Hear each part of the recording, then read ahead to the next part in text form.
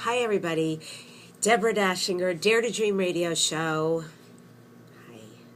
Great to have you here. So, if you want to know more about me, go to my website, Deborah Dachinger, DaChinger.com. You'll learn tons. And hey, the coaching videos are up. Woohoo! You've been asking for them, you got them. So, of course, I do one-on-one coaching, but there are a lot of people out there who are like, just give me the videos and I'll run with it. And that's cool because it's got the secret sauce and the recipe in the videos. You can get them at the website. Also, my book, Dare to Dream, This Life Counts, only when you get your copy, it says bestseller. Why? Bestseller in 3 categories. Why? Because everybody wants their dreams and goals, and if now ain't the time, baby, now is never the time.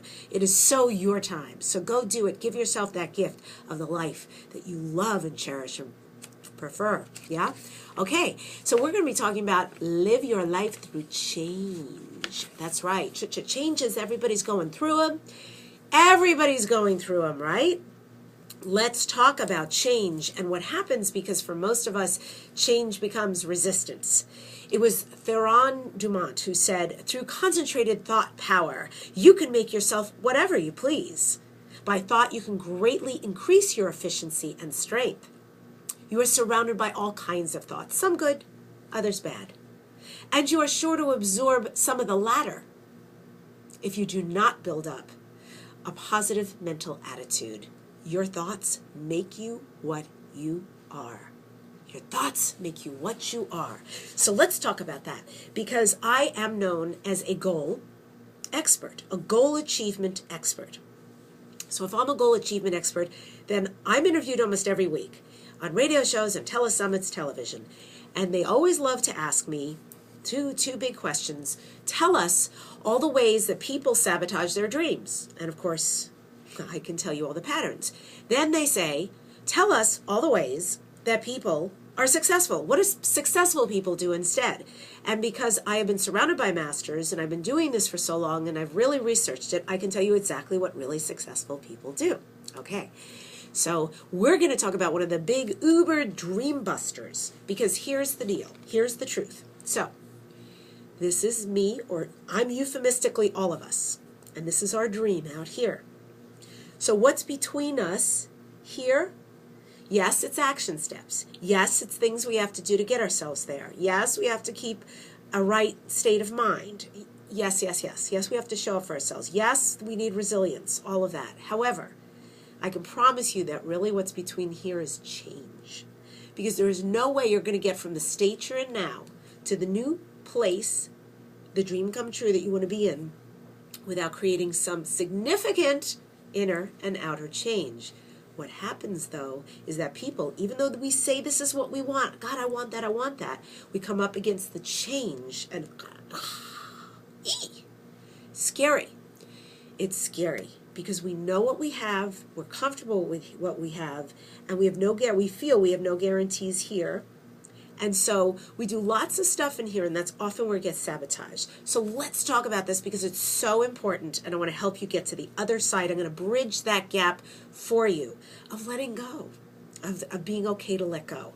Change, fascinating concept. Change can be unexpected. Now let's talk about that, because sometimes in our lives, outside of our dreams, there is unexpected change. Things get pulled out from underneath us. Somebody dies. Something happens that feels like, gosh, if I sat down, I would have never planned that in my life. Although many of us know on our soul's journey that our soul actually did plan that very experience for us. So the real question is, when change happens, no matter from what space we feel it happens, is how do you perceive change? What is your perception? And the second one is, when change happens, how do you handle it? All of us have been in a position, sometime in our life, when we're in a job or in a school or part of a team. This is where you can see it big time beautiful.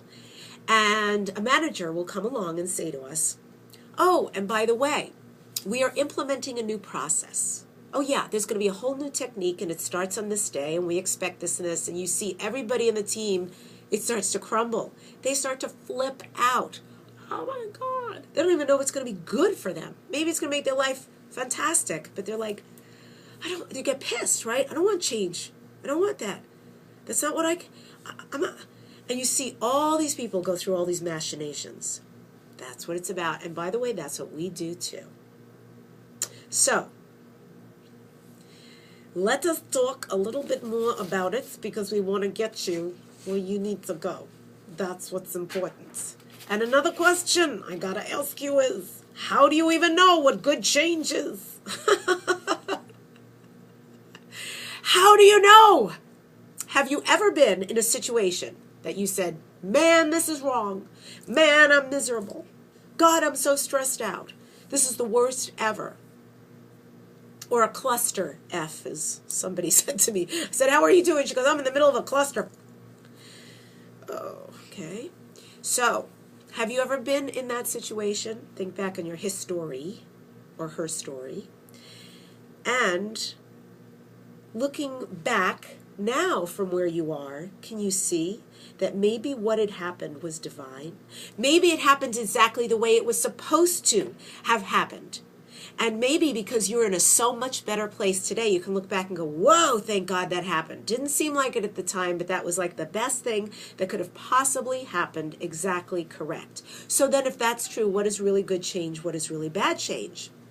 Perhaps you were laid off from a job. And at the time, but today you look back and say, wow, I am in a wholly different situation. Wholly and wholly different situation. I am in a much better job situation. And you look back on that and say, what a blessing that my path was realigned for me to put me where I needed to be. Okay, speaking of blessings, how about relationships? Gefilte fish. Okay, let's say that, and who among us has not been here, she said. Who among us has not been here?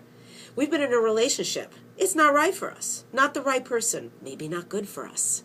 And in our hearts, our holy of holies, I don't know why I keep saying that, but really, we know in our deepest of souls, this isn't for me. But rather than admit it to ourselves, because admitting it to ourselves means we have to change. Yeah? Not comfortable.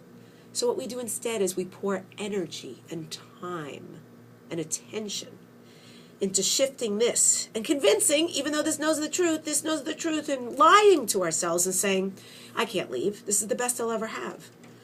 Oh God, what if I do break this off and it's the worst mistake I ever make? I can't go there.